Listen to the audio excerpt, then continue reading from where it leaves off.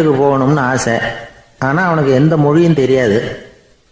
இருந்தாலும் சமாளிச்சுக்கலாம்னு முடிவு பண்ணிட்டு கிளம்பிட்டான். ஏதோ ஒரு தேசத்துக்கு போய் சேர்ந்தான். அங்கே அவனுக்கு யாரையும் தெரியாது. அவங்க என்ன மொழியில் பேசிக்கிறாங்க அப்படிங்கிறது கூட புரியல. என்ன பண்ணுறதுன்னு யோசனை பண்ணிட்டு ஒரு இடத்துல நின்றுக்கிட்டு இருக்கிறான். எதிர ஒரு பெரிய கட்டடம், நிறைய பேர் உள்ளே போயிட்டு இருக்கிறாங்க. இவனும் அவங்க பின்னாடியே உள்ளே போனான். ஒரு பெரிய அறை, அலங்காரம்லாம் பண்ணி வச்சிருக்கிறாங்க. நிறைய பேர் சாப்பிட்றதுக்காக உட்காந்துருக்குறாங்க. இவனுக்கு நல்ல பசி, அதனால் இவனும் உட்காந்தான். சாப்பாடு போட்டாங்க, சாப்பிட்டான். அன்பான உபசரிப்பு. இவன் மனசுக்குள்ளே நினச்சிக்கிட்டான், இது ஏதோ அரசருடைய அரண்மனை மாதிரி தெரியுது. இன்னைக்கு ஏதோ விருந்து நடக்குது, நல்ல வேளை நம்ம பசியும் தீர்ந்தது அப்படின்னு நினச்சிக்கிட்டே நிமிர்ந்து பார்க்குறான். சாப்பாடு பரிமாறினவன் எதிரில் ரொம்ப பணிவோட முதுக வளைச்சி வணக்கம் தெரிவித்தான். இவனும் எழுந்திரிச்சு நின்று முதுக வளைச்சி வணக்கம் தெரிவித்தான். ரொம்ப நன்றின்னா. அவன் ஒரு சீட்டை இவன் கையில் கொடுத்தான். இவன் அதை வாங்கி பார்க்குறான். என்ன எழுதியிருக்குன்னு ஒன்றும் புரியல. சரி, இந்த நாட்டில் தங்களுடைய நன்றியை சீட்டில் எழுதி தான் கொடுப்பாங்க போல இருக்கு அப்படின்னு நினச்சிக்கிட்டு மறுபடியும் நன்றின்னா. ஆனால் அவன் காசை கொடுங்கன்னா. ஏன்னா அது ஒரு ஹோட்டல், இவன் சாப்பிட்டதுக்கான பில் அது. இவன் அதை புரிஞ்சிக்கவே இல்லை. நன்றின்னு அந்த சீட்டில் எழுதி கொடுக்குறாங்க போல இருக்கு அப்படின்னு நினச்சிக்கிட்டு அதை வாங்கி சட்டை பையில் பத்திரமா வச்சுக்கிட்டு பரவாயில்லைங்க ரொம்ப மகிழ்ச்சின்னா. ஒரு வெளிநாட்டுக்காரனுக்கு இவ்வளவு தூரம் மரியாதை பண்ணுறீங்களே, எங்கள் ஊருக்கு போனதும் உங்களை பற்றி நிறைய சொல்லுவேன் அப்படின்னா. இவன் என்ன சொல்கிறான்னு அவனுக்கு புரியல. இவனை பிடிச்சி அழைச்சிட்டு போய் முதலாளி முன்னாடி நிறுத்தினான். நாம் சொன்னதில் இவனுக்கு ரொம்ப பெருமையாக இருக்கணும் போல இருக்கு, அதுதான் பெரிய இடத்துக்கு அழைச்சிட்டு வந்திருக்கிறான் அப்படின்னு இவன் நினச்சிக்கிறான். அவரும் பில்லுக்கான பணத்தை கொடுங்கிறாரு. பரவாயில்லைங்க ரொம்ப மகிழ்ச்சி நன்றிங்கிறான் இவன். அவரு பார்த்தார், இவனை நீதிமன்றத்துக்கு அனுப்பி வச்சுட்டார். இவன் என்ன நினச்சிக்கிட்டான், நம்மளை இந்த ஊர் ராஜா முன்னாடியே அழைச்சிக்கிட்டு வந்து நிறுத்தி இருக்கிறாங்க போல இருக்கு, என்ன ஒரு பெருந்தன்மை அப்படின்னு நினச்சிக்கிறான். நீதிபதி சொன்னார், சாப்பிட்டதுக்கான பணத்தை கொடுத்துரு, இல்லைன்னா அதுக்கான தண்டனையை அனுபவிக்க வேண்டி இருக்கும்னார். ராஜாவே நமக்கு நன்றி சொல்கிறாரு போல இருக்கு அப்படின்னு நினச்சிக்கிறான் இவன். என் மகிழ்ச்சிக்கு எல்லையே இல்லைங்க அப்படின்னா. அவர் பார்த்தார், இவனுக்கு தண்டனை கொடுக்க வேண்டியது தான் அப்படின்னு முடிவு பண்ணார். உடனே தீர்ப்பு எழுதினார். இவனை கழுதையில் பின்புறமாக உட்கார வைங்க, இவன் ஒரு மோசடிக்காரன் அப்படின்னு ஒரு போர்டு எழுதி அவன் கழுத்தில் மாட்டுங்க, அப்புறம் அந்த கழுதையை ஊர் பூரா விரட்டுங்க அப்படின்னார். இவனுக்கு தான் மொழி புரியலையே, ஏதோ நடக்குது அப்படிங்கிறது மட்டும் புரியுது. எல்லாரும் சேர்ந்து இவனை ஒரு கழுதை மேலே உட்கார வச்சாங்க. ஓஹோ, நம்மளை பாராட்டி ஒரு ஊர்வலம் நடத்துகிறாங்க போல இருக்கு அப்படின்னு நினச்சிக்கிறான் இவன். எல்லாரும் சத்தம் போட்டுக்கிட்டே கையை தட்டிக்கிட்டு கழுதை பின்னாடி ஓடி வர்றாங்க. இவனுக்கு ரொம்ப உற்சாகமாக இருக்குது. எல்லாருக்கும் கை கூப்பி வணக்கம் சொல்லிக்கிட்டே போகிறான். கூட்டத்தில் திடீர்னு ஒரு தெரிஞ்ச முகம் தெரியுது. அவனுடைய தேசத்தை சேர்ந்த ஒரு ஆள் அவன். அவனை பார்த்ததும் இவனுக்கு ரொம்ப உற்சாகம். நம்ம ஊருக்கு போனதும் இங்கே நமக்கு கிடைச்ச மரியாதையெல்லாம் உண்மைதான்னு சொல்கிறதுக்கு ஒரு சாட்சியும் கிடைச்சிட்டுது அப்படின்னு நினச்சிக்கிறான். அவனை பார்த்து கத்தனான், நல்லா பார்த்துக்க, இந்த ஊர் மக்கள் எனக்கு எப்படிப்பட்ட வரவேற்பு கொடுக்குறாங்கங்கிறத நல்லா கவனிச்சுக்கோ அப்படிங்கிறான். அவனுக்கு அவமானமாக போயிட்டுது. தலையை குனிஞ்சுக்கிட்டே நழுவி போயிட்டான். இவன் பார்த்தான், அவன் தலை தெரியல. ஆகா, அவனுக்கு நம்ம மேலே பொறாமை போல இருக்கு, அதனால தான் காணாமல் போயிட்டான் அப்படின்னு நினச்சிக்கிறான். இப்படி ஒரு வேடிக்கை கதையை பெரியவங்க சொல்கிறது உண்டு. கதை வேடிக்கையாக இருந்தாலும் இதில் உள்ள கருத்து என்ன தெரியுமா? அந்த கழுதை மேலே உட்காந்துருக்கிறானே, அது மாதிரி தான் நாமளும் அகங்காரங்கிற கழுதை மேலே உட்காந்துக்கிட்டு இருக்கோமா. நாமளும் கிட்டத்தட்ட அதே மாதிரி பிரம்மையில் தான் இருக்கிறோமா. என்ன நடக்குதுங்கிறதே புரியறதில்ல. அகங்காரத்தில் பேசுகிறவனுக்கும் சித்த சுவாதீனம் இல்லாமல் பேசுகிறவனுக்கும் அதிக வித்தியாசம் இருக்கிறதில்ல. அது மாதிரி ஒருத்தன் தன்னுடைய வீட்டை சுற்றி சேற்றை வாரி அரைச்சிக்கிட்டு இருந்தானா. அந்த வழியாக வந்த ஒரு பெரியவர் அதை பார்த்துருக்கார். என்னப்பா பண்ணிகிட்டு இருக்கிற அப்படின்னு கேட்டாரான். கழுதைகளை விரட்டிக்கிட்டு இருக்கிறேன் அப்படின்னானா. இங்கே கழுதைகளே காணுமே அப்படின்னாரான் அவர். அதுதான் ஏற்கனவே விரட்டி விட்டனே அப்படின்னானா இவன். ஒரு ஊரில் ஒரு ராஜா இருந்தார். அவர் ஒரு நாள் காலையில் அரண்மனையில் மேல் மாடத்தில் வந்து நின்றுக்கிட்டு இருந்தார். அப்போ ஒரு ஆள் வீதியில் ரொம்ப வேகமாக ஓடிக்கிட்டு இருக்கான். அதை ராஜா கவனித்தார். அவன் மனசில் ஏதோ ஒரு தவிப்பு இருக்குங்கிறத புரிஞ்சுக்கிட்டார். உடனே அரண்மனை சேவகர்களை கூப்பிட்டார். அந்த ஆளை இங்கே அழைச்சிட்டு வாங்க அப்படின்னார். இவங்க ஓடி போய் அந்த ஆளை அழைச்சிட்டு வந்தாங்க. மன்னர் முன்னாடி நிறுத்தினாங்க. மன்னர் அவனை நிமிர்ந்து பார்த்தார். எதுக்காக இவ்வளோ வேகமாக ஓடிக்கிட்டு இருக்கிற அப்படின்னு கேட்டார். இதுக்கு அவன் சொன்னா, மன்னா, நம்ம கோட்டையின் வடக்கு வாசல் இருக்கு இல்லையா, அது ஓரமாக ஒரு பெரிய பாறாங்கல் கிடக்கு. அதுக்கு அடியில் நான் ஒரே ஒரு வெள்ளி நாணயத்தை புதைச்சி வச்சுருக்கேன். அது இப்போ எனக்கு தேவைப்படுது. என்னுடைய மனைவிக்கு ஒரு பரிசு வாங்கி கொடுக்க வேண்டியிருக்கு. அதுக்காக தான் அவசரமாக ஓடிக்கிட்டு இருக்கிறேன் அப்படின்னா. மன்னர் யோசனை பண்ணார். அப்புறம் சொன்னார், அதுக்காகவா இப்படி ஓடுற? பரவாயில்ல, அதை பற்றி கவலைப்படாத. நான் உனக்கு 10 வெள்ளி காசுகள் தர்றேன், வாங்கிட்டு திரும்பி போ அப்படின்னார். இவன் தலையை சொரிஞ்சான். மன்னா, நீங்கள் கொடுக்கறத ரொம்பவும் மகிழ்ச்சியோடு வாங்கிக்கிறேன். இருந்தாலும் அதுக்கப்புறம் அந்த வடக்கு வாசலுக்கு போய் அங்கே இருக்கிற ஒரு நாணயத்தையும் எடுத்துக்கிட்டு போயிடுறேனே அப்படின்னானா. இதை பாருப்பா, அந்த ஒரு நாணயத்தை மறந்துடு, உனக்கு 100 வெள்ளி நாணயங்கள் தரேன்னு இருக்கார். மன்னா, ரொம்ப மகிழ்ச்சி. உங்கள் மாதிரி தாராள குணம் வேற யாருக்கும் வராது. நீங்கள் கொடுக்குற 100 நாணயங்களையும் வாங்கிக்கிறேன். இருந்தாலும் வடக்கு வாசலுக்கு போய் அதையும் எடுத்துக்கிட்டா 101 ஆயிடுமே அப்படின்னானா. இதை பாருப்பா, அந்த ஒரு நாணயத்தை மறந்துடு, அது எக்கேடாவது கெட்டு போகட்டும். நான் உனக்கு 100 பொற்காசுகள் தரேன், அதையாவது வாங்கிட்டு வந்த வழியிலேயே திரும்பி போடுன்னாரான். தங்க நாணயங்களே தரேன்னு சொல்கிறீங்க, தாராளமாக வாங்கிக்கிறேன். இருந்தாலும் வடக்கு வாசலுக்கு போய் அப்படின்னு மறுபடியும் ஆரம்பித்தான். அரசர் பொறுமை இழந்துட்டார். கடைசியாக ஒரு முடிவுக்கு வந்துட்டார். இதை பாருப்பா, உனக்கு என்னுடைய ராஜ்யத்திலேயே பாதியை கொடுத்துட்றேன், அப்படியாவது திருப்தியாக திரும்பி போ அப்படின்னாரான். மன்னா, உங்களுடைய பெருந்தன்மைக்கு ஈடு இணையே கிடையாது. தேசத்திலேயே பாதி பிரித்து கொடுக்குறேன்னு சொல்கிறீங்க, அதனால் உங்ககிட்ட ஒரு சின்ன வேண்டுகோள் அப்படின்னானா. சொல்லுன்னாராம் மன்னர் ஆர்வமா. இவன் மெதுவாக ஆரம்பித்தான். அப்படி இந்த ராஜ்யத்தை 2ஆக பிரிக்கிறப்போ அந்த வடக்கு வாசல் இருக்கிற பக்கத்தை என்கிட்டயே கொடுத்துருங்கோ அப்படின்னானா. மன்னர் அசந்து போயிட்டார். இந்த கதை எதுக்காகன்னு கேட்டால், மனம்ங்கிறது ஒரு குரங்குங்கிறத புரிஞ்சுக்கிறதுக்காகத்தான். உன்னை பிடிச்சிக்கிட்டா லேசில் விடாது. அப்படிப்பட்ட மனசை அறிவு தான் வழி நடத்தணும். அதில் தான் வாழ்க்கையின் வெற்றி அடங்கியிருக்குது. ஒரு சின்ன பையன் தெருவில் அழுதுகிட்டு இருந்தான். ஏன்பா அழுவுறேன்னு ஒரு பெரியவர் கேட்டார். 1 ரூபா காசை இங்கே தொலைச்சுட்டேன் அப்படின்னா. சரி, அதுக்காக அழாத, அதுக்கு பதிலாக 10 ரூபா தரேன், இந்தா வச்சுக்கோன்னு கொடுத்தார். அந்த 10 ரூபாயை வாங்கி சட்டப்பையில் போட்டுக்கிட்டு அதை விட அதிகமாக சத்தம் போட்டு அழ ஆரம்பிச்சுட்டான். மறுபடியும் ஏன்டா அழறேன்னு கேட்டார் பெரியவர். அந்த 1 ரூபாயும் கிடைச்சிட்டுதுன்னா இப்போ என்கிட்ட 11 ரூபா இருக்குமே, இப்போ 10 ரூபா தானே இருக்கு அப்படின்னு சொல்லிவிட்டு அழறான். சங்கீத வித்வான்களில் பல வகை உண்டு. சில குறிப்பிட்ட ராகங்களை பாடுறதுல அவங்களுக்கு பெருமை வர்றது உண்டு. ஆனால் ஒருத்தர் இருந்தார், அவரால் ஒரு ராகத்துக்கே பெருமை வந்தது. அந்த ராகத்தை அவர் வாசித்து கேட்கணும் அப்படின்னு சொல்லுவாங்க. அது என்ன ராகம்னா தோடி ராகம். சரி, அந்த வித்வான் யாருன்னா அவர் தான் திருவாவடுதுறை ராஜரத்னம் பிள்ளை. பேராசிரியர் கல்கி ஒரு சமயம் தம்முடைய பத்திரிகையில் எழுதினாராம். அதை அப்படியே படிக்கிறேன் கேளுங்களேன். ஆகா, ஸ்ரீ ராஜரத்னம் பிள்ளையின் தோடி ஆலாபனையை முதலில் கேட்டபோது அவருடைய கற்பனையை விட்டு தள்ளுங்கள். நம்முடைய மனதில் என்னென்ன இன்பமயமான கற்பனைகள் எல்லாம் உதித்தன. குழந்தை தாயிடம் கொஞ்சம் குரலை கேட்டோம், அன்னை குழந்தையிடம் கொஞ்சம் குரலை கேட்டோம், ரதியும் மன்மதனும் பேசிக்கொண்ட காதல் மொழிகளை கேட்டோம், முருகன் சிவபெருமான் செவிகுளிர மொழிந்த உபதேசத்தை கேட்டோம், கலைமகள் கவிஞனுக்கு அருளிய ஆசி மொழிகளை கேட்டோம், நாரத முனிவருடைய தம்பூரா சுருதியை கேட்டோம், ராவணன் தன் எலும்பை ஒடித்து வீணையாகச் செய்து வாசித்த கானத்தை கேட்டோம், கானப்பறவைகளின் கலகல ஒலியை கேட்டோம், கோலக்குயில்களின் குரல் இனிமையை கேட்டோம். இப்படிலாம் பேராசிரியர் கல்கி விமர்சனம் எழுதியிருக்கிறார்.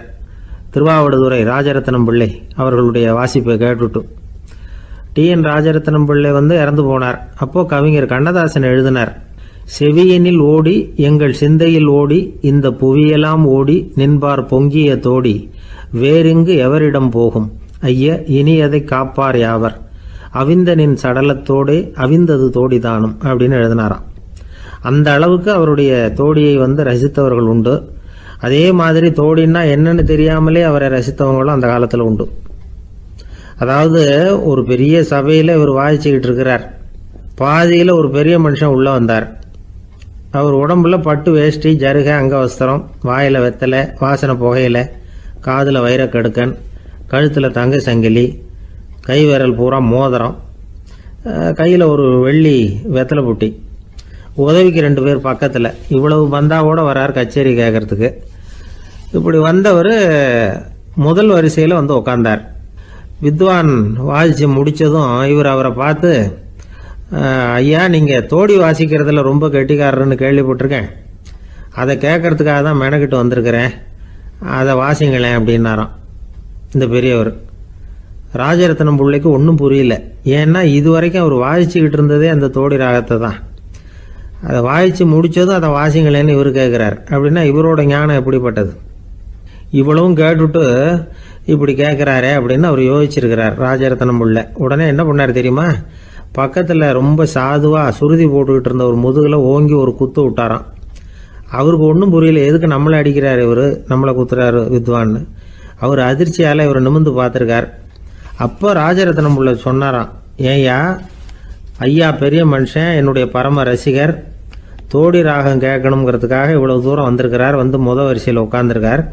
நீ இந்த சமயம் பார்த்து தோடி ராகம் வாசிக்கிற நாதஸ்வரத்தை வீட்டில் வச்சுட்டு வந்துட்டியே, இப்போ ஐயாவுக்காக அந்த ராகத்தை நான் எப்படி வாசிக்கிறது அப்படின்னு சொல்லிவிட்டு மறுபடியும் முதுகில் ஒரு அடி கொடுத்தாராம். அடி வாங்கினவருக்கே சிரிப்பு அடக்க முடியலையா. எனக்கு இது மட்டும்தான் சார் தெரியும், இதை தவிர வேறு எதுவும் தெரியாது அப்படின்னு சொல்லிக்கிட்டே காலம் தள்ளுறவங்க ரொம்ப பேர். அவங்கெல்லாம் கஷ்டப்பட வேண்டியிருக்கும். ஒருத்தர் தன்னுடைய தொழிலில் ரொம்ப கெட்டிக்காரராக இருக்கலாம், அதுக்காக எப்பவும் அதே ஞாபகத்தில் இருந்துக்கிட்டு உலகியல் அறிவு இல்லாமல் இருந்துடக்கூடாது, அது ஆபத்து. இதுக்காக நம்ம தாத்தா பாட்டிலாம் ஒரு கதை சொல்லுவாங்களே, கேள்விப்பட்டிருக்கீங்களா? ஒரு சமயம் ஒரு 4 பேர் சேர்ந்து வெளியூருக்கு பிரயாணம் போனாங்களாம். அந்த 4 பேர் எப்படி தெரியுமா? ஒருத்தர் வேதாந்தி, இன்னொருத்தர் சங்கீத வித்வான், 3வது ஆள் வைத்தியர், 4வது ஆள் ஜோசியர். இவங்க 4 பேரும் நண்பர்கள். அதனால் சேர்ந்து புறப்பட்டாங்க. வழியில் ஒரு ஊரில் தங்கினாங்க. இருட்டி போச்சு. அதனால் இன்றைக்கி ராத்திரி இங்கேயே தங்கி இருந்துட்டு நாளைக்கு புறப்படலாம் அப்படின்னு தீர்மானம் பண்ணாங்க. சாப்பாட்டுக்கு என்ன பண்ணுறது? அங்கேயே கடத்தெருவுக்கு போய் சாமான்லாம் வாங்கியாந்து சமைச்சு சாப்பிட்லாம்னு முடிவு பண்ணாங்க. 4 பேர் இருக்கிறதுனால ஆளுக்கு ஒரு காரியமாக செய்யலாம் அப்படின்னு வேலையை பிரிச்சுக்கிட்டாங்க. வைத்தியர் கரிகாய் வாங்க போனார், வேதாந்தி எண்ணெய் வாங்க போனார், ஜோசியர் பலசரக்கு வாங்க போனார், சங்கீத வித்வானுக்கு சமைக்கிற வேலை. எல்லாம் சரி. ஆனால் நடந்தது என்ன தெரியுமா? கடைத்தெருவுக்கு காய்கறி வாங்க போனார்ல வைத்தியர், அங்கே போய் மார்க்கெட்டில் பார்த்தார். ஒவ்வொரு கறிகாயாக எடுத்து பார்த்தார். இது பித்தம், உடம்புக்கு ஒத்துக்காது, இது வாயு, உடம்புக்கு ஒத்துக்காது அப்படின்னு ஒவ்வொன்றா தள்ளினார். கடைசியில் ஒன்றுமே தேரல, வெறுங்கையோடு திரும்பி வந்துக்கிட்டு இருக்கிறார். எண்ணெய் வாங்க போனார் வேதாந்தி, அவர் ஒரு தொன்னையில் எண்ணெயை வாங்கினார். பேசாமல் அதை எடுத்துகிட்டு வர வேண்டியது தானே, முடியல. அவருடைய வேதாந்த மூளை சிந்திக்க ஆரம்பிச்சுட்டுது. இந்த தொன்னைக்கு எண்ணெய் ஆதாரமா அல்லது எண்ணெய்க்கு தொன்னை ஆதாரமா அப்படிங்கிற ஆராய்ச்சியில் இறங்கினார். என்னாச்சு தெரியுமா? அப்படி கவுத்து பார்த்தார். வாங்கின எண்ணெய் பூராவையும் வழியில் கொட்டிவிட்டு வெறும் தொன்னையோடு சேர்ந்தார். பலசரக்கு வாங்க போனார் ஜோசியர், அவர் ஒரு வழியில் பார்த்தார். வழியில் வந்தவங்களெல்லாம் அங்கங்கே ஒரு மரத்தடியில் உட்கார வச்சு அவங்களுக்கெல்லாம் ஆர்வம் சொல்ல ஆரம்பிச்சிட்டார். அப்படி ஒவ்வொருத்தராக சொல்லி முடிச்சுட்டு கடத்தருக்கு போய் சேர்ந்தார். இவர் அங்கே போய் சேர்றதுக்குள்ளே ரொம்ப நேரம் ஆகிட்டுது. கடையெல்லாம் பூட்டி விட்டு போயிட்டாங்க. என்ன செய்கிறது? அவரும் வெறுங்கையோடு திரும்பி சேர்ந்தார். சரி, இவங்க கதை தான் இப்படி ஆச்சு. அங்கே சமைக்கிறதுக்காக உட்காந்துருந்தார் சங்கீத வித்வான், அவர் கதை என்னாச்சு தெரியுமா? அங்கே அவர் அடுப்பை பற்ற வச்சு ஒலையை கொதிக்க வச்சார். அதாவது ஒரு பானையில் தண்ணியை ஊற்றி அடுப்பில் வச்சார். அது கொதிக்க ஆரம்பிச்சிது. தண்ணி கொதிக்கிற சத்தம் இருக்குதுல்ல, அது இவருக்கு தாளம் போடுறது மாதிரி இருந்தது. ஒரே குஷி, பாட ஆரம்பிச்சிட்டார். பாடிக்கிட்டே உற்சாகமாக கையில் இருந்த கரண்டியால் அந்த பானையில் தட்டினார், தாளம் போடுறதா நினச்சிக்கிட்டு. அவ்வளவுதான், பானை பட்டுன்னு உடஞ்சி போச்சு. தலையில் கையை வச்சுக்கிட்டு அவரும் உட்காந்துட்டார். எந்த தொழில் தெரிஞ்சாலும் சரி, அதை புத்திசாலித்தனமாக பயன்படுத்த தெரியலன்னா ஆபத்து தான். அதுக்காக தான் இந்த கதை. ஒரு பஸ்ஸு டிரைவர் ரொம்ப கெட்டிக்காரர். பஸ்ஸை ரொம்ப திறமையாக ஆபத்து இல்லாமல் ஓட்டினதுக்காக பரிசுலாம் வாங்கினவர். அவரே ஒரு படகு ஓட்டுறதுக்காக அழைச்சிட்டு போயிருக்கிறாங்க, மோட்டார் படகு. அதையும் ரொம்ப திறமையாக தான் ஓட்டிகிட்டு போயிருக்கிறாரு. நடுக்கடலில் போனதும் படகு நின்று போச்சு. மோட்டாரில் ஏதோ கோளாறு. என்ன செய்யலாம் அப்படின்னு அந்த டிரைவரை கேட்டிருக்கிறாங்க படகுல இருந்தவங்கெல்லாம். அப்போ அவர் சொன்னாராம், கவலைப்படாதீங்க, ஒன்றும் பிரச்சனை இல்லை, எல்லாரும் கொஞ்சம் கீழே இறங்கி பின்னாடி தள்ளுங்க, மோட்டார் ஸ்டார்ட் ஆகிடும் அப்படின்னாராம். இமயமலை அடிவாரத்தில் ஒரு மடம். அங்கே ஒரு சன்னியாசி இருந்தார். அவர்கிட்ட ஒருத்தர் வந்தார். சுவாமி, ஆசையை உதற நினைக்கிறேன், முடியல, ஒட்டிக்கிட்டே வருது அப்படின்னாராம். இப்படி உட்கார, ஒரு கதை சொல்கிறேன் அப்படின்னு சொல்லி அவர் சொல்ல ஆரம்பித்தாராம். அவர் சொன்ன கதை என்னென்னா, ஒரு ஊரில் ஒரு ஆள் இருந்தான். அவன் பேர் குப்புசாமி. அவங்ககிட்ட எப்பவும் ஒரு பழைய தொப்பி இருக்கும், விடவே மாட்டான். அதனால் அவனை எல்லாரும் தொப்பி சாமி அப்படின்னு தான் கூப்பிடுறது வழக்கம். ஒரு புது தொப்பி வாங்கிக்கப்படாதாப்பா அப்படின்னு நண்பர்கள்லாம் சொல்லி பார்த்தாங்க. பணத்துக்கு எங்கே போவேன் அப்படின்னு விட்டானான். பணம் வச்சுருக்கான், செலவு பண்ண மனசு வரல. மகா கஞ்சன். பழைய பாட்டில்கள்லாம் வாங்கி விற்றுக்கிட்டு இருந்தான். அப்படி ஒரு தடவை பழைய கண்ணாடி சாமான்களை ஏலத்தில் எடுத்தப்போ அதில் ஒரு அருமையான சென்ட்டு பாட்டில் கிடச்சிது. உடனே ஒரு ஐடியா பண்ணான். அந்த சென்ட்டை சின்ன சின்ன பாட்டில்களில் அடைச்சி ஜன்னல் ஓரமாக அடுக்கி வச்சுட்டான். அதை விற்றா நிறைய பணம் கிடைக்குமே, அதனால். இதுக்கு இடையில் ஒரு நாள் அவன் அப்படியே உட்காந்துருந்தான். அந்த நேரம் நண்பன் வந்தான். ஏண்டா உன் பழைய தொப்பியை மாற்றப்படாதா, ஊரில் எல்லாரும் கேலி பேசுகிறாங்களே ஒன்று தொப்பி சாமின்னு அப்படின்னு சொல்லி கேட்டிருக்கான். இந்த சென்ட்டு பாட்டில் விற்றதும் பணம் வரும், அதுக்கப்புறம் பார்க்கலாம் அப்படின்னு நானா இவன். சரி வா நீச்சல் குளத்துக்கு போயிட்டு வருவோம் அப்படின்னு கூப்பிட்ருக்கான் நண்பன். 2 பேரும் போனாங்க. அதே நேரம் அந்த ஊர் நீதிபதியும் அங்கே குளிக்க வந்தாராம். அவர்கிட்ட இருந்தது விலை வசந்த ஒரு புது தொப்பி. அதை அங்கே இருந்த ஸ்டாண்டில் மாட்டிவிட்டு குளிக்க போனார். இதுக்கிடையில் குப்புசாமி குளிச்சுட்டு வந்தான். அவனுடைய பழைய தொப்பியை காணலை. அந்த புது தொப்பியை பார்த்தா இது நண்பனுடைய வேலை தான் அப்படிங்கிறதாக புரிஞ்சுக்கிட்டு அதை எடுத்து மாட்டிகிட்டு வந்துட்டான். நீதிபதி குளிச்சுட்டு வந்து பார்க்குறாரு, தொப்பியை காணும். போலீஸில் புகார் கொடுத்தார். அவங்க தேடினாங்க. ஒரு மூலையில் பழைய தொப்பி கிடச்சிது. அடடா இது நம்ம குப்புசாமியோட தொப்பி இல்லையா அப்படின்னு நானா ஒருத்தன். உடனே அவன் வீட்டுக்கு தேடிட்டு போயிருக்காங்க. அங்கே போய் பார்த்தா புது தொப்பி அங்கே இருக்குது. உடனே அவனுக்கு 1000 ரூபா அபராதம் போட்டாங்களாம். அவன் பணத்தை கட்டிவிட்டு ரொம்ப எரிச்சலோடு வீட்டுக்கு வந்தான். பழைய தொப்பி கண்ணில் பட்டது. மறுபடியும் உன்னால் தானே எனக்கு 1000 ரூபா நஷ்டம் அப்படின்னு சொல்லி அதை எடுத்துக்கிட்டு அப்படி போயிருக்கான். அந்த ஊர் குளத்தில் வீசி எரிஞ்சிட்டு வந்துட்டான். அது மீன் பிடிக்கிற ஒருத்தன் கையில் சிக்கிச்சு.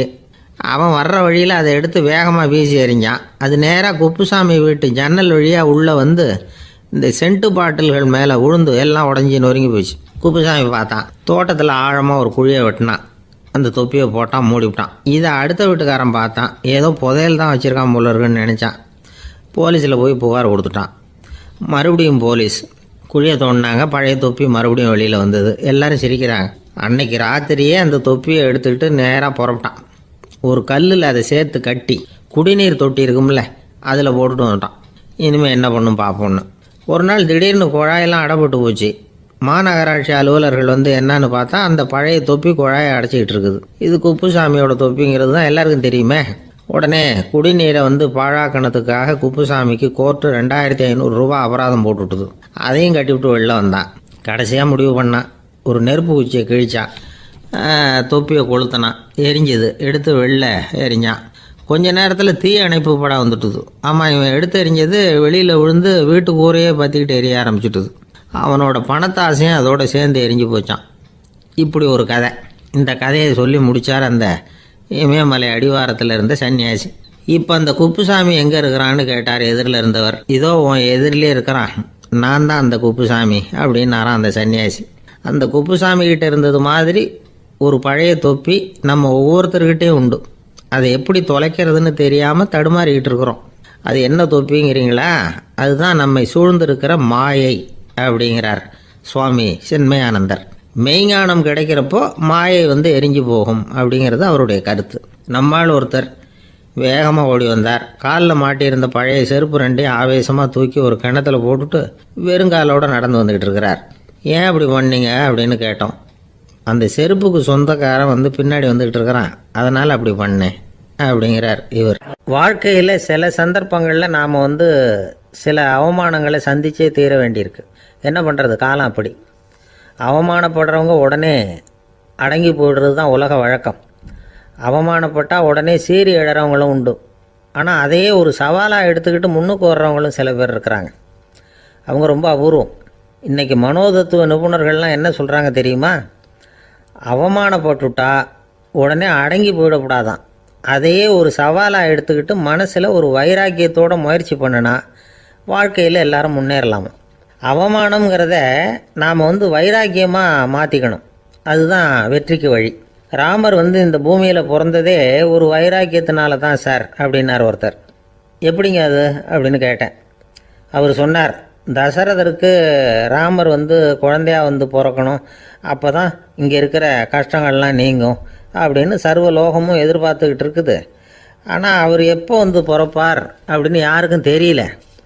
அந்த காரியம் சீக்கிரம் நடக்கணுமே, அதுக்கு என்ன பண்ணுறது? நாரதர் வந்தார் ஒரு நாள் தசரதரை தேடி. தசரதா, உனக்கு ஒரு செய்தி தெரியுமான்னு ஆரம்பித்தார். அவர் எப்பவும் இப்படித்தானே ஆரம்பிக்கிறது வழக்கம். என்ன விஷயம்னு கேட்டார் தசரதர். தசரதா, நீ அடிக்கடி உன்னோட தேரில் ஏறிக்கிட்டு தேவலோகத்துக்கு போகிற, அங்கே போகிற வர்ற எல்லாம் பண்ணிகிட்ருக்க, எல்லாம் சரி. தேவலோகத்துலேயும் உன்னை நல்லபடியாக தான் வரவேற்கிறாங்க. தேவேந்திரன் உன்னை பிரியமாக அழைச்சிட்டு போய் தன்னுடைய அரியாசனத்திலேயே தனக்கு பக்கத்திலேயே உட்கார வைக்கிறான். நீயும் சந்தோஷமாக உட்காந்து பேசிவிட்டு வந்துடுற. ஆனால் நீ இங்கே வந்ததுக்கு அப்புறம் அங்கே என்ன நடக்குது தெரியுமா உனக்கு அப்படின்னாரான் நாரதர்.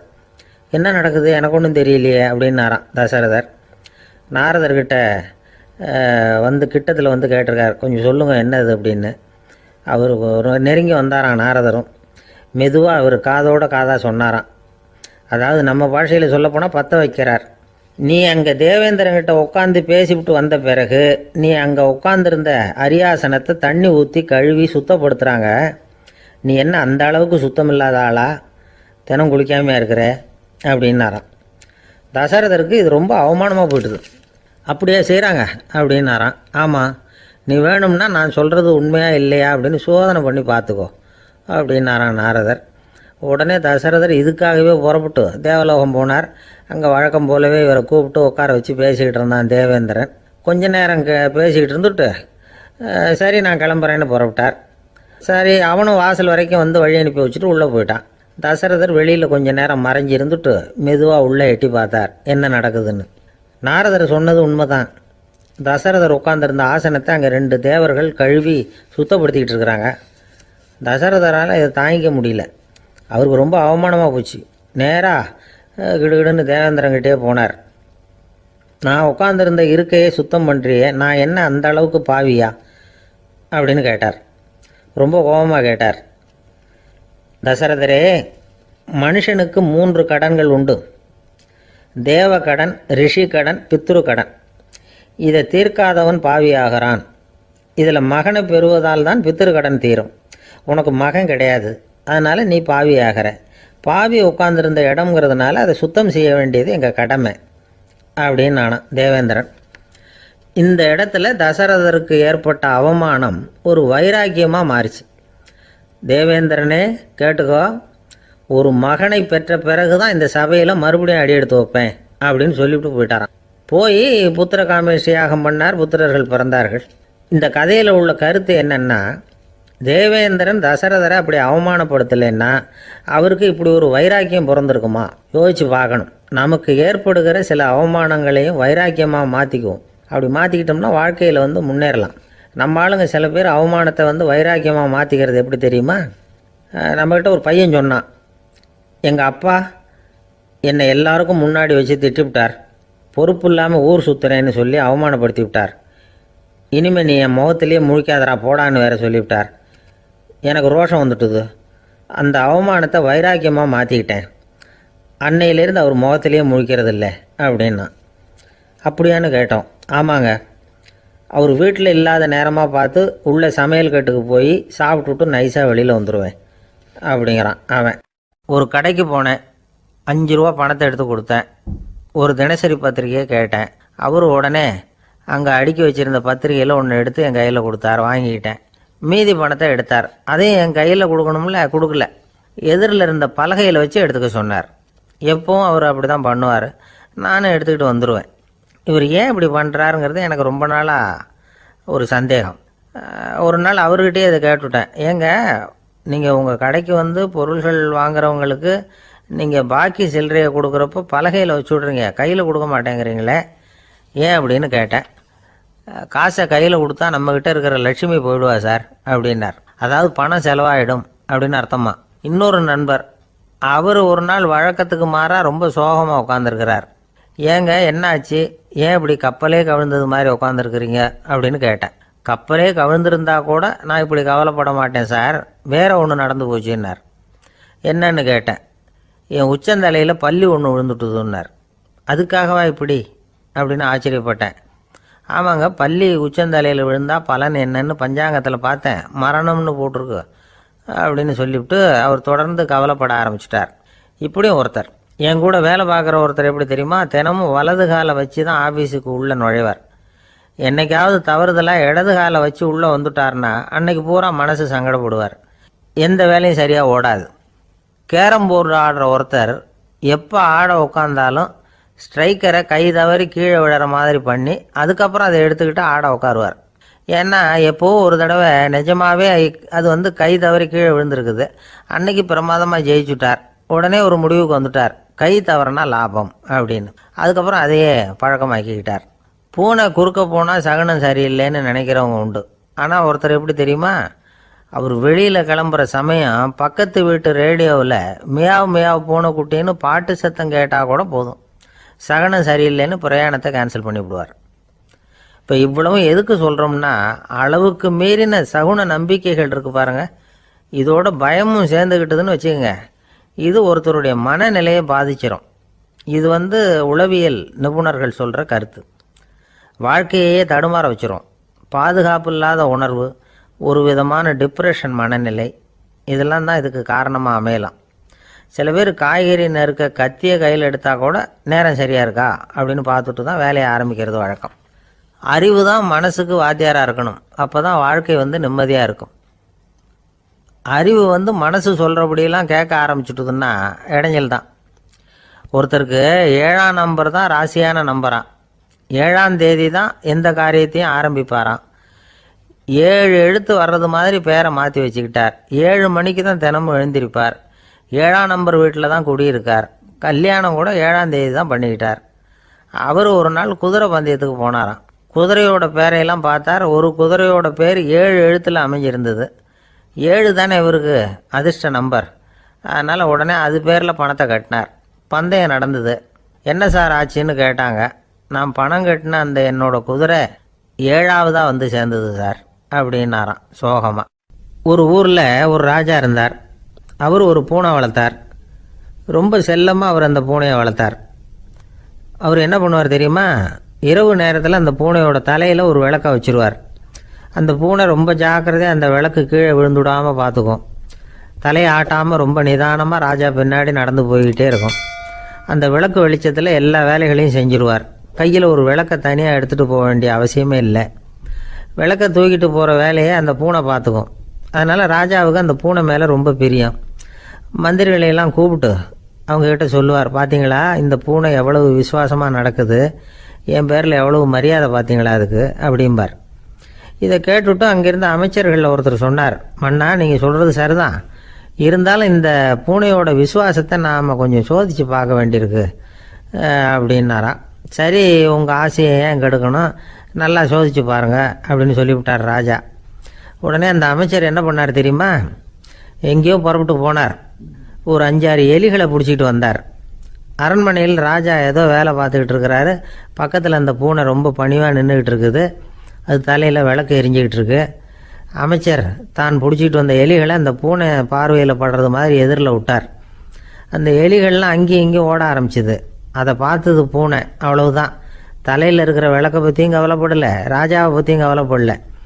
ஒரே பாய்ச்சலாக பாஞ்சு எலிகளை துரத்த ஆரம்பிச்சுட்டுது. தலையில் இருந்த விளக்கு எங்கேயோ போய் விழுந்தது, அணைஞ்சு போச்சு. இருட்டில் ராஜா தடுமாற ஆரம்பிச்சுட்டார். இந்த சமயத்தில் அந்த அமைச்சர் மறுபடியும் விளக்கை ஏற்றினார். வெளிச்சம் வந்தது. அதுக்கப்புறம் அந்த அமைச்சர் பேசினார், அரசே, பூனையோட விசுவாசத்தை பார்த்தீங்களா, எலி அது கண்ணில் படுற வரைக்கும் தான் விசுவாசமாக இருந்தது. அது மாதிரி எலியை பார்த்ததும் எல்லாத்தையும் விட்டுட்டு அதை துரத்த ஆரம்பிச்சுட்டு பார்த்தீங்களா. தான் அந்த பூனையை பற்றி நினச்சது தப்புங்கிறது அதுக்கப்புறம் தான் அந்த ராஜாவுக்கு புரிஞ்சுதான். சரி, இப்போ எதுக்கு இந்த கதையெல்லாம் அப்படிங்கிறீங்களா, இந்த பூனை மாதிரி தான் நம்ம மனசும். மனசை எவ்வளவு தான் பயிற்சி கொடுத்து பக்குவமாக வச்சுருந்தாலும் பார்க்குறதுக்கு பரமசாது மாதிரி தான் இருக்கும். பார்க்க வேண்டியதை பார்த்துட்டுதுன்னா பாஞ்சிரும். இந்த பூனை மாதிரி புலன் இன்ப பொருள்கள் கிட்டாத வரைக்கும் மனம் அடங்கி இருக்கிறது மாதிரி தான் தெரியும். கொஞ்சம் வாய்ப்பு கிடைச்சாலும் அது குதிக்க ஆரம்பிச்சிடும், தப்பு பண்ண ஆரம்பிச்சிடும். பெரிய பெரிய முனிவர்கள் வாழ்க்கையில் நடந்த வீழ்ச்சி இதை தான் நிரூபிக்குது. புலன்களின் ஆற்றல் அதிகம். அதனால் மனக்கட்டுப்பாடு பயிற்சிகளில் ரொம்ப எச்சரிக்கையாக இருக்கணுங்கிறார் சுவாமி சிவானந்தர். மது பழக்கத்தையே விட்டுவிட்டேன்னு உறுதியாக இருப்பான். கடை கண்ணில் பட்டுவிட்டதுன்னா கால் அவனை கேட்காமலே இழுத்துக்கிட்டு உள்ளே போயிடும். இதுதான் மனசுங்கிறது. அதுதான் அந்த ராஜா வளர்த்த பூனை. நம்மால் ஒருத்தன் அந்த ராஜா பூனை தலையில் விளக்க வச்சது மாதிரி இவன் தன்னுடைய தலையிலேயே ஒரு விளக்கை ஏற்றி வச்சுக்கிட்டு என்னத்தையும் தேட ஆரம்பித்தான். தேடிக்கிட்டு இருக்கிறான். தலையை ஆட்டாமல் நிதானமாக நடந்து ரொம்ப நேரமாக தேடிட்டு இருக்கிறான். அந்த சமயம் அங்கே வந்த ஒருத்தர் என்னத்தை தேடுறீங்கன்னு கேட்டார். அதுதான் மறந்து போச்சு அப்படின்னு இழுத்தான். சரி, கொஞ்சம் இப்படி உட்காருங்க, ஞாபகம் வந்ததும் தேட ஆரம்பிக்கலாம் அப்படின்னார் அவர். இவன் கொஞ்ச நேரம் உட்காந்து யோசித்தான். அப்புறம் திடீர்னு எழுந்திரிச்சான். ஞாபகம் வந்துட்டுதுன்னா. என்னன்னு கேட்டார். எங்கள் வீட்டில் இருந்த விளக்கை எங்கே வச்சேன்னு தெரியல, அதை தான் தேடிக்கிட்டு இருக்கிறேன், ஏற்றி வைக்கலாம்னு பார்க்குறேன் அப்படின்னா. இந்த உலகத்தில் நாம் நல்லபடியாக இருக்கணும்னா அதுக்கு முக்கியமாக தேவைப்படுறது ரெண்டு. ஒன்று செல்வம், இன்னொன்று அறிவு. சரி, இது ரெண்டில் சிறந்தது எது அப்படின்னு ஒரு கேள்வி கேட்டால் என்ன பதில் சொல்கிறது? இதே கேள்வியை ஹஸ்ரத் அலி அவர்கள்கிட்ட கேட்டாங்களாம். அவர் ஒரு பெரிய அறிஞர். கேள்வி கேட்டவங்களும் சாதாரண ஆட்கள் இல்லை, இவங்களும் அறிஞர்கள். ஒரு நாள் ஹஸ்ரத் அலி அவர்கள்கிட்ட 10 அறிஞர்கள் வந்தாங்களாம். ஐயா, நாங்கள் 10 பேரும் உங்ககிட்ட ஒரே கேள்வியை தான் கேட்க வந்திருக்கிறோம், ஆனால் எங்கள் 10 பேருக்கும் நீங்கள் தனித்தனியாக பதில் சொல்ல முடியுமா அப்படின்னு கேட்டிருக்காங்க. அதாவது அவங்க ஒரே கேள்விக்கு இவர்கிட்ட இருந்து 10 விதமான பதில் எதிர்பார்க்குறாங்க. சரி கேளுங்க, என்ன கேள்வி அப்படின்னார் அவர். அப்போ தான் அவங்க கேட்டாங்களாம், செல்வம் அறிவு இது ரெண்டில் சிறந்தது எது? இதுதான் கேள்வி. ஹஸ்ரத் அலி என்ன பண்ணார் தெரியுமா? அவங்கள ஒவ்வொருத்தராக கூப்பிட்டார். ஒவ்வொரு விதமான பதிலை சொல்லி அனுப்புனார். முதல்ல ஒருத்தரை கூப்பிட்டார். சொன்னார், அறிவுங்கிறது தீர்க்கதரிசிகள், ஞானிகள், மகான்கள் இவங்களோட பரம்பரை சொத்து. ஆனால் செல்வம்ங்கிறது கொடுங்கோலரின் ஆயுதம். அதனால் அறிவு தான் சிறந்தது அப்படின்னார். ரெண்டாவது ஆளை கூப்பிட்டார். உங்ககிட்ட செல்வம் இருந்தால் நீங்கள் தான் அதை காப்பாற்றணும், ஆனால் அறிவு உங்களை எப்பவும் காப்பாற்றும். ஆகவே அறிவு தான் சிறந்தது அப்படின்னார். மூணாவது ஆளை கூப்பிட்டார். செல்வந்தனுக்கு எப்போதும் விரோதிகள் அதிகம், ஆனால் அறிஞனுக்கு நண்பர்கள் அதிகம். அதனால் அறிவு தான் சிறந்ததுன்னார். அடுத்தவரை கூப்பிட்டார். செல்வம் அடுத்தவங்களுக்கு கொடுக்க கொடுக்க குறையும், ஆனால் கல்விங்கிறது அதிகரிச்சுக்கிட்டே வரும், கொடுக்கறதுனால குறையாது. அதனால் அறிவு தான் சிறந்ததுன்னார். இன்னொருத்தரை கூப்பிட்டார். அறிவுள்ளவன் எப்பவும் அதை அடுத்தவங்களுக்கு வாரி வழங்கிக்கிட்டே இருப்பான். அதனால் அவங்ககிட்ட தாராளத்தன்மை இருக்கும். ஆனால் செல்வந்தன்கிட்ட கஞ்சத்தனம் தான் இருக்கும். அதனால் அறிவு தான் சிறந்ததுன்னார். ஆறாவது நபரை கூப்பிட்டார். செல்வத்தை கள்வர்கள் திருடிட்டு போக முடியும், ஆனால் அறிவை அப்படி திருடிட்டு போக முடியாது அப்படின்னார். ஏழாவது நபரை கூப்பிட்டார். செல்வம் கால ஓட்டத்தில் அழிஞ்சிரும், ஆனால் அறிவை கால ஓட்டம் ஒன்றும் பண்ண முடியாது. ஆகவே அறிவே சிறந்ததுன்னார். எட்டாவது ஆளை கூப்பிட்டு சொன்னார், செல்வத்துக்கு எப்பவும் எல்லை உண்டு, நிறை உண்டு, அளவு உண்டு, கணக்கு உண்டு. ஆனால் அறிவுக்கு அப்படிப்பட்ட எல்லை எதுவும் கிடையாது. அதனால் அதுதான் சிறந்ததுன்னார். அடுத்தவனை கூப்பிட்டார். செல்வம் உள்ளத்தில் உள்ள ஒளியை போக்கிவிடும், இருட்டை உண்டாக்கிவிடும், விரிந்த மனப்பான்மையை குறுகலாக்கிவிடும். ஆனால் அறிவு அப்படி இல்லை, இருண்ட உள்ளத்தில் ஒளியை பாய்ச்சி அதை விசாலப்படுத்துது. அதுதான் சிறந்ததுன்னார். கடைசியாக 10வது நபரை கூப்பிட்டார். செல்வம் மனசில் செருக்கை உண்டாக்குது, ஆணவத்தை ஏற்படுத்துது. அதனால் நானே கடவுள்னு நினைக்கிற அளவுக்கு மனுஷனை தாழ்த்தி விடுது. ஆனால் அறிவு பணிவையும் பண்பாட்டையும் வளர்க்குது. அதனால் அறிவு தான் சிறந்ததுன்னார். ஆக இப்படி 10 பேருக்கும் 10 விதமாக பதில் சொன்னது மூலமாக ஹஸ்ரத் அலி அவர்கள் அறிவு தான் செல்வத்தை விட சிறந்தது அப்படிங்கிறதுக்கு 10 காரணங்களை சுட்டி காட்டியிருக்கார். அந்த அறிஞர் 10 பேர் கேட்ட ஒரே கேள்விக்கு 10 பதில் சொன்னார். நமக்கு வேண்டிய ஒருத்தர் 10 பேர் கேட்ட கேள்விக்கு ஒரே பதில் சொல்லி சமாளித்தார். கேள்வி என்ன தெரியுமா? என்கிட்ட வாங்கின கடனை எப்போயா திருப்பி கொடுக்க போகிற? இதுதான் அந்த 10 பேரும் கேட்ட ஒரே கேள்வி. இந்த மாதம் 26ஆம் தேதி தந்துடுறேன் அப்படிங்கிற ஒரே பதில் சொல்லி அவ்வளவு பேரையும் இவர் அனுப்பி வச்சுட்டாராம். எல்லாரும் போனதுக்கப்புறம் இவரை தனியாக கூப்பிட்டு கேட்டிருக்கிறாங்க. அது என்ன சார் கணக்கு, 26ஆம் தேதி அன்னைக்கு என்ன அதிசயம் நடக்க போகுது அப்படின்னு கேட்டிருக்காங்க. அதிசயம் அன்னைக்கு இல்லை, அதுக்கு நாளே நடக்க போகுதுன்னாராம். விவரமாக சொல்லுங்கன்னு இருக்காங்க. வேற ஒன்றும் இல்லைங்க, 26ஆம் தேதி தானே எல்லாரையும் வர சொல்லியிருக்கிறேன், அதுக்கு நாளே நான் புறப்பட்டு தலைமறைவாயிட போகிறேன் அப்படின்னாராம் ரொம்ப பெருமையாக. ஒரு ஊரில் ஒரு ராஜா இருந்தார். அந்த ராஜாவுக்கு ஒரு மந்திரி. ராஜா ரொம்ப நியாயமானவர், நேர்மையானவர், கண்டிப்பானவர். தப்பு செய்கிறது யாராக இருந்தாலும் தண்டனை கொடுப்பார். வேண்டியவங்களுக்கு ஒரு நியாயம், வேண்டாதவங்களுக்கு ஒரு நியாயங்கிறதெல்லாம் அவர்கிட்ட கிடையாது. ஒரு சமயம் அரசவையில் அந்த அமைச்சரே விதிமுறைகளுக்கு புறம்பா ஏதோ நடந்துகிட்டு இருக்கார்.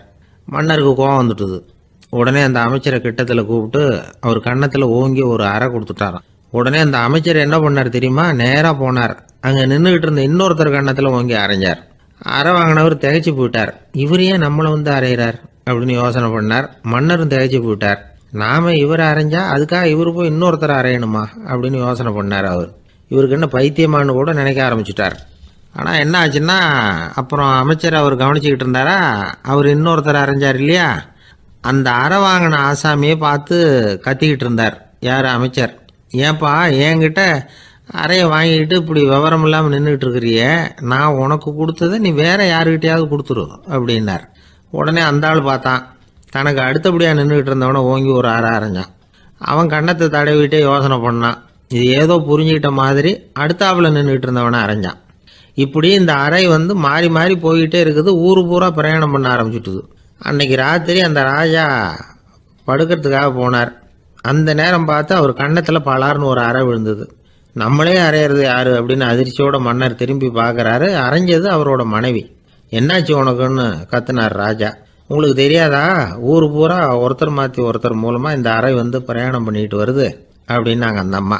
அப்படின்னா ஆரம்பித்த இடத்துக்கே வந்துட்டுதா அப்படின்னாராம் மன்னர். என்ன சொல்கிறீங்கன்னு கேட்டிருக்காங்க.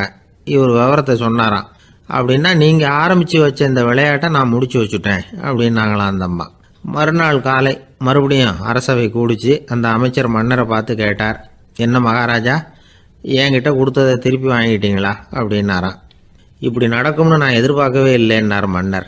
ஆனால் நான் எதிர்பார்த்தேன். அது எங்கே போயிட போகுது, ஊர் பூரா சுற்றி கடைசியில் உங்ககிட்ட தான் வந்து சேரும் அப்படிங்கிறது எனக்கு தெரியும் அப்படின்னாராம் அமைச்சர்.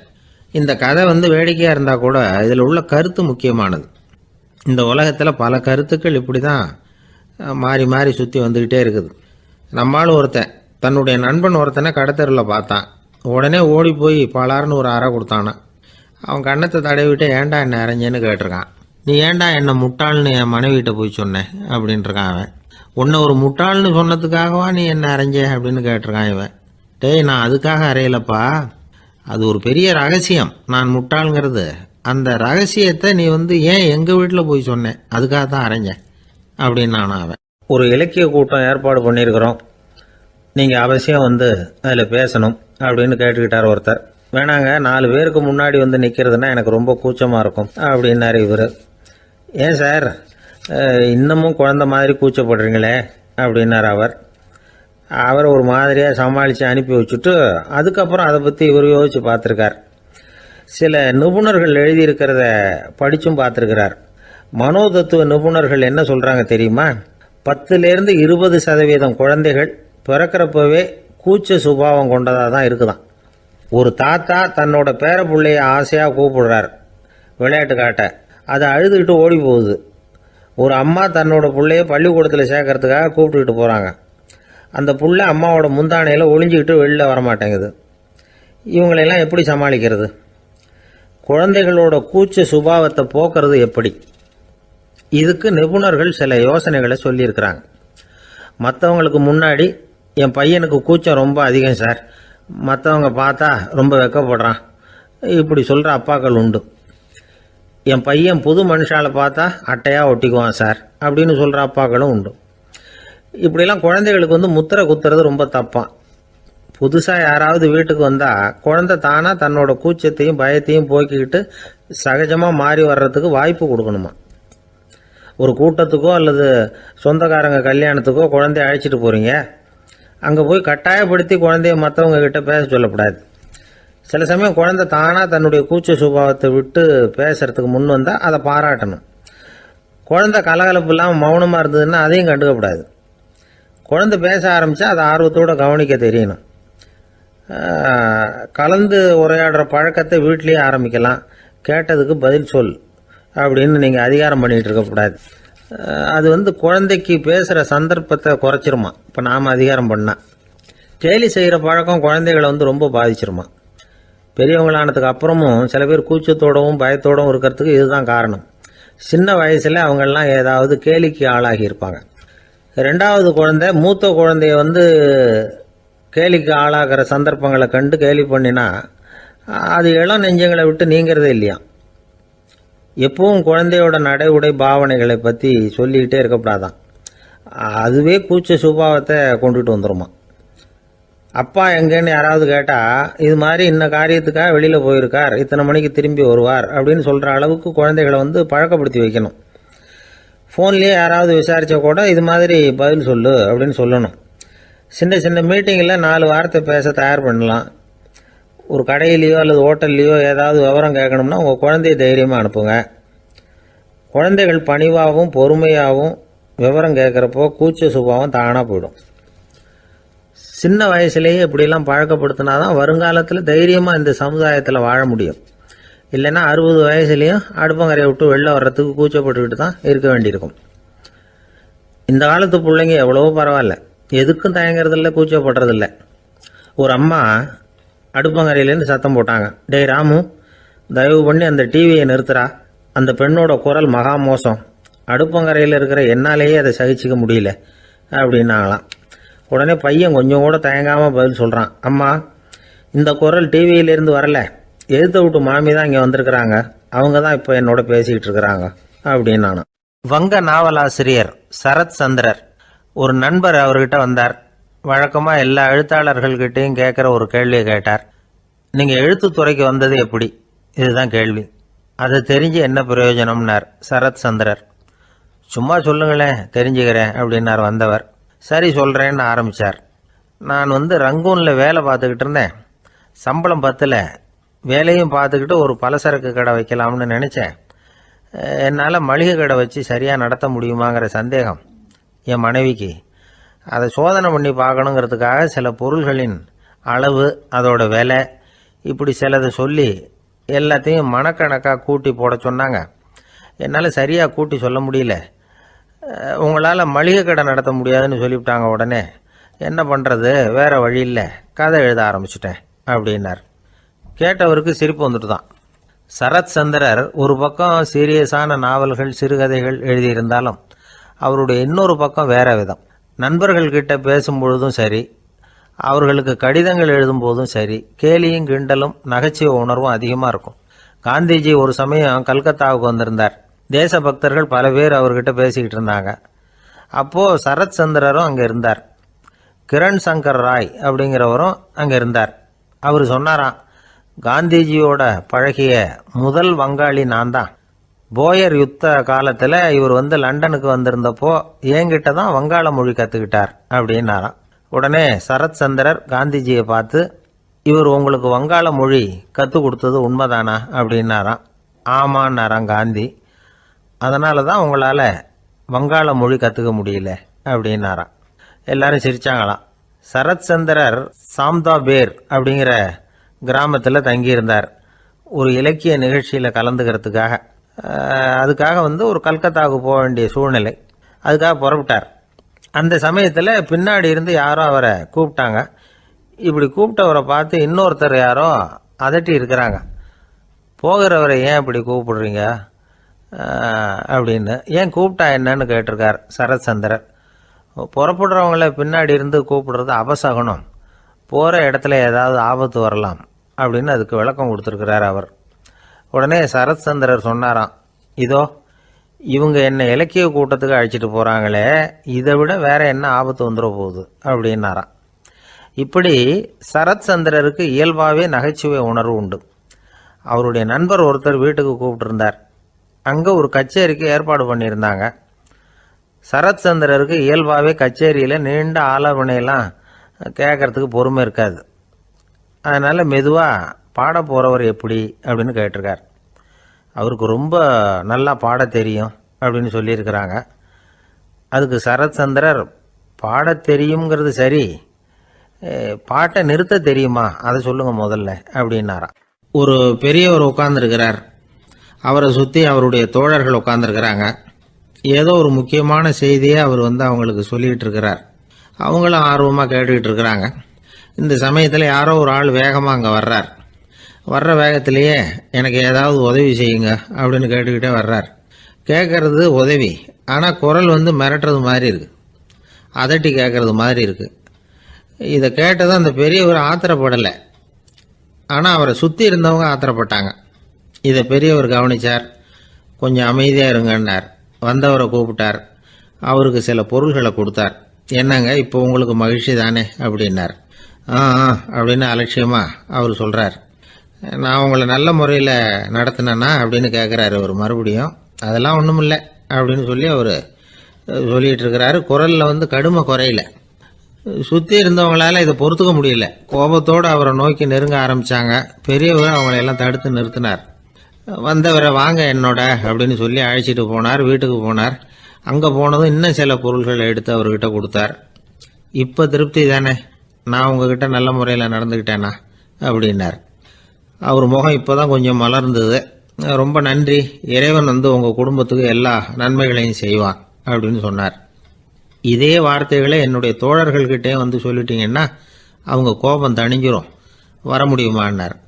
கண்டிப்பாக வர்றேன் அப்படின்னாரு. மறுநாள் காலையில் அந்த இடத்துக்கு வந்தார். அதே மாதிரி சொல்லிவிட்டு அவர் போயிட்டார். தோழர்கள்லாம் ரொம்ப வியப்போடு பெரியவரை பார்த்தாங்க. அந்த பெரியவர் தான் நபிகள் நாயகம். அவர் சொன்னார், ஒருத்தன் ரொம்ப ஆசையாக ஒரு ஒட்டகத்தை வளர்த்துக்கிட்டு வந்தான். ஒரு நாள் அந்த ஒட்டகம் கயத்தை அறுத்துக்கிட்டு ஓடி போயிட்டுது.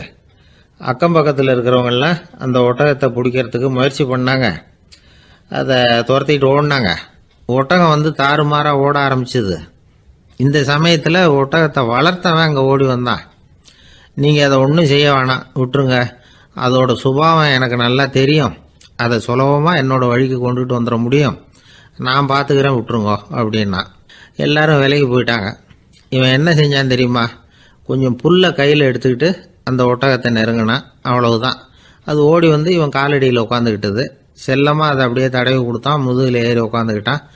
அது பாட்டுக்கு சாதுவாக நடந்து போகுது. இந்த கதையை நபிகள் நாயகம் தம்முடைய தோழர்களுக்கு சொல்கிறார். ஒட்டகத்தை மட்டும் இல்லை, சில மனிதர்களையும் கூட சில விதத்தில் அணுகிதான் அவர்களை சீர்திருத்த வேண்டியிருக்குது அப்படிங்கிறத அவங்களுக்கு உணர்த்தினார். இது ஒரு அழகான உளவியல் அணுகுமுறை. சில குடும்ப தலைவர்கள் கூட இந்த ஒட்டகம் மாதிரி நடந்துக்கிறது உண்டு, அப்புறம் அடங்கி போகிறதும் உண்டு. ஒரு குடும்ப தலைவர் காலையில் எழுந்திரிச்சதுலேருந்து சத்தம் போட்டு கத்திக்கிட்டு இருப்பார். பக்கத்தில் இருந்தவங்கெல்லாம் ஓடி போய் சமாதானம் பண்ணி பார்த்தாங்க. அவர் ஓயறது மாதிரி தெரியல. கடைசியில் அவர் மனைவி வந்தாங்க. நீங்கள் எல்லாம் விலகி போயிடுங்க, அவர் சுபாவம் எனக்கு தெரியும், நான் பார்த்துக்கிறேன் அப்படின்னாங்க. சரின்னு எல்லாரும் போயிட்டாங்க. சாயந்தரமாக பார்க்குறாங்க, அவர் சத்தம் இல்லாமல் ஒரு மூலையில் உட்காந்துருக்கிறார். ரொம்ப சாதுவா. ஆச்சரியமாக இருந்தது. என்னம்மா பண்ணீங்கன்னு கேட்டாங்க. அது ஒன்றும் இல்லைங்க, ஒரு வேளை சாப்பாட்டை நிறுத்தினேன், பட்னி போட்டேன், அவ்வளவுதான் அப்படின்னாங்க அந்த அம்மா. அமெரிக்க ஜனாதிபதி ஆப்ரஹாம் லிங்கன் ஒரு நாள் தன்னோட கோச்சு வண்டியில் தலைநகரான வாஷிங்டனுக்கு போயிட்டு இருக்கிறார். கோச்சு வண்டி ஒரு சாலையில் போயிட்டு இருக்கு. அந்த சாலைக்கு ஒரு பக்கத்தில் பயங்கரமான சதுப்பு நிலம். சதுப்பு நிலம்னா அது புதைகுழி, புதை மணல்ங்கிறோம்ல, அது மாதிரி. அந்த சதுப்பு நிலத்தில் யாராவது மாட்டிக்கிட்டா அவ்வளோதான், ஆளை கொஞ்சம் கொஞ்சமாக உள்ள அமுக்கிவிடும். தப்பிச்சு கரையேறது கஷ்டம். அப்படிப்பட்ட நிலம் அது. ஆப்ரஹாம் லிங்கன் ஏதோ ஒரு முக்கியமான அரசாங்க வேலையாக போயிட்டு திரும்பி வந்துகிட்டு இருக்கிறார். அதனால் அந்த சமயத்தில் அவர் விலை வசந்த ஆடைகளை அணிஞ்சிருக்கிறார். அப்படி அவர் அந்த கோச்சு வண்டியில் வந்துகிட்டு இருக்கிறாரு. அந்த சமயத்தில் ஒரு காட்சி அவர் கண்ணில் பட்டுட்டுது. என்ன தெரியுமா? ரோட்டுக்கு பக்கத்தில் இருந்த சதுப்பு நிலத்தில் ஒரு இளம் பன்றி குட்டி சிக்கிக்கிட்டு தவிச்சிக்கிட்டு இருக்குது. பரிதாபமாக கத்திக்கிட்டு இருக்குது. அதை பார்த்தார் லிங்கன். அவருக்கு என்ன மாதிரி ஆயிட்டுது. உடனே வண்டியை நிறுத்த சொன்னார். கீழே இறங்கினார். தன்னோட விலை வசந்த ஆடைகளை பற்றி லட்சியம் பண்ணவே இல்லை. தனக்கே ஆபத்து வரலாம்ங்கிறத பற்றியும் கவலைப்படலை. தான் ஒரு குடியரசுத் தலைவருங்கிறத பற்றியும் அவர் நினச்சி பார்க்கல. நேராக அந்த சதுப்பு நிலம் பக்கமாக போனார். அந்த சேத்துல இறங்கி பன்றிக்குட்டியை காப்பாற்றி கரைக்கு கொண்டுட்டு சேர்த்துட்டார். அதுக்கப்புறம் நிம்மதியாக கோச்சு வண்டியில் ஏறி வெள்ள மாளிகைக்கு சேர்ந்தார். ட்ரெஸ்ஸு உடம்பு பூரா சேறு சகதி. பார்க்குறவங்களுக்கெல்லாம் ஆச்சரியமாக போச்சு. அவங்களுக்கு ஒன்றும் புரியல. இவர் நேராக ட்ரெஸ்ஸு மாற்றிக்கிறதுக்காக போனார். கோச்சு வண்டி ஓட்டிகிட்டு வந்தவங்கிட்ட போய் எல்லாரும் கேட்டாங்க, என்ன ஆச்சு அப்படின்னு. அவர் வர்ற வழியில் நடந்த விவரத்தை சொன்னார். ஆப்ரஹாம் லிங்கனுடைய இந்த இறக்க குணத்தை எல்லாரும் பாராட்டினாங்களாம், புகழ்ந்தாங்களாம். ஆனால் இதுக்கு லிங்கன் என்ன பதில் சொன்னார் தெரியுமா? தயவு பண்ணி இந்த புகழ்ச்சியான பேச்சையெல்லாம் ஒதுக்குங்க, அதெல்லாம் வேணாம். அந்த சின்ன பிராணி சகதியில் மாட்டிக்கிட்டு துடிச்சிக்கிட்டு இருந்தது. அதை பார்த்தேன். உடனே என்னுடைய இதயத்தில் ஒரு முள்ளு தைச்சது மாதிரி ஒரு உணர்வு. அந்த முள்ளை பிடுங்கி எறிஞ்சேன், அவ்வளவுதான். உண்மையில் அந்த பிராணிக்கு நான் உதவினேங்கிறத விட எனக்கு ஏற்பட்ட இன்னலை போக்கிக்கிட்டேன் அப்படிங்கிறது தான் உண்மை. அதுதான் பொருத்தம். அப்படி இருக்கிறப்போ இதில் புகழறதுக்கு என்ன இருக்குது அப்படின்னாரு ஆபிரகாம் லிங்கன். எவ்வளவு யதார்த்தமான வார்த்தைகள் பாருங்க. இந்த காலத்தில் நம்மளையும் பல பேர் அப்படி உண்டு. நீச்சல் தெரியாத ஒரு ஆள் தண்ணியில் இறங்கிட்டான். தண்ணி ஆழங்கிறது அப்புறமா தான் தெரிஞ்சுது. தத்தளிக்க ஆரம்பிச்சுட்டான். வாழ்னு கத்துறான். கரையில் நின்றுட்டு இருந்த ஒருத்தர் இதை பார்த்தார். உடனே அவருக்கு இதயத்தில் முள்ளு தைச்சது மாதிரி ஒரு உணர்வு. உடனே குபீர்னு தண்ணியில் பாஞ்சார். அவரை காப்பாற்றி கரைக்கு கொண்டுட்டு வந்து சேர்த்தார். இதை பார்த்துக்கிட்டு இருந்த இன்னொருத்தர் காப்பாற்றின அந்த ஆளை பாராட்டி புகழ்ந்தார். என்ன புகழாதீங்க சார் அப்படின்னார் அவர். ஏன்னு கேட்டார் இவர். நான் அந்த ஆளை ஏன் காப்பாற்றினேன் தெரியுமா? அவன் நேற்றுக்கு என்கிட்ட 300 ரூபா கடன் வாங்கியிருக்கிறான். இவன் தண்ணியில் போட்டான்னா நான் கொடுத்த கடனும் தண்ணியில் போடும். அதனால தான் விழுந்து காப்பாற்றினேன் அப்படின்னா அந்த ஆள். ஒருத்தர் இருக்கார், நல்ல உத்தியோகத்தில் தான் இருக்கிறார். ஆனால் எப்போ பார்த்தாலும் முகத்தை வெறுப்பாக வச்சிருப்பார். அப்படியே வருவார் போவார். ஏன் சார் இப்படி இருக்கிறீங்க அப்படின்னு விசாரித்தோம். ஏன்டா இந்த வேலைக்கு வந்தோம்னு இருக்கு சார் அப்படின்னார். உங்கள் வேலை உங்களுக்கு பிடிக்கலையா அப்படின்னு கேட்டோம். இல்லைன்னார். இப்படிப்பட்டவங்க வெற்றிகரமான வாழ்க்கை வாழ முடியாது. இது நிபுணர்கள் கருத்து. வேலையை நேசிக்க தெரிந்தவர்கள் வெற்றி பெறுவார்கள் அப்படிங்கிறாங்க அவங்க. எந்த துறையாக இருந்தாலும் சரி, அந்த துறையில் வெற்றிகரமாக இருக்கிறவங்கள விசாரித்து பாருங்கள். எனக்கு என்னுடைய வேலை ரொம்ப பிடிக்கும் அப்படின்னு சொல்கிறவங்களாக தான் இருப்பாங்க. அப்படி இருந்தால் தான் அது வெற்றிகரமாக இருக்க முடியுது அவங்களால. ஒருத்தனுக்கு பிடித்தமான பொழுதுபோக்கே அவனுடைய தொழிலாக இருந்துட்டுதுன்னா அவனை மாதிரி கொடுத்து வச்சவன் வேற யாரும் இல்லை அப்படிங்கிறார் பெர்னாட் ஷா. ஒரு தடவை மன்னர் ஹுமாயூன் உயிரை தண்ணீர் முண்டு ஊற்றுகிற தொழிலாளி ஒருத்தர் காப்பாற்றினாராம் அந்த ஹுமாயூன் உயிரை. உடனே மன்னர் கேட்டிருக்கார், உனக்கு என்ன வேணும்னாலும் கேளு தரேன், உயர் பதவி வேணுமா அப்படின்னு கேட்டாராம். மன்னா, மக்களின் தாகம் தீர்க்கக்கூடிய இந்த பணியை விட உயர்ந்தது உண்டா அப்படின்னாராம் அந்த தொழிலாளி. அவரால் அவருடைய வேலையை நேசிக்க முடிஞ்சுது. அதனால மகிழ்ச்சியாக இருக்க முடிஞ்சுது. நாமெல்லாம் அப்படி இல்லை. வேலை கிடைக்கிற வரைக்கும் கிடைச்சா போதும் அப்படின்னு இருக்கோம். கிடைச்சதுக்கப்புறம் ஏன்டா இந்த வேலைக்கு வந்தோம்னு ரொம்பவும் அழுத்துக்குவோம். சரி, நாம் இருக்கிற இடத்துல நாம் வெற்றிகரமாக இருக்க வழி உண்டா அப்படின்னா உண்டுன்னு சொல்கிறாங்க. அதாவது மன இயல் நிபுணர்கள் இருக்கிறாங்க இல்லையா, அவங்க அதுக்கு முக்கியமாக 6 வழிகள் சொல்கிறாங்க. நீங்கள் ஒரு அலுவலகத்தில் வேலை பார்க்குறவரா அப்படின்னா இதை கேளுங்க. அதாவது உங்கள் மேலதிகாரி எதிர்பார்ப்புக்கு தகுந்த மாதிரி உங்கள் வேலை இருக்குதா? அப்படி இல்லைன்னா முதல்ல உங்கள் வேலையின் தரம் உயரணும்.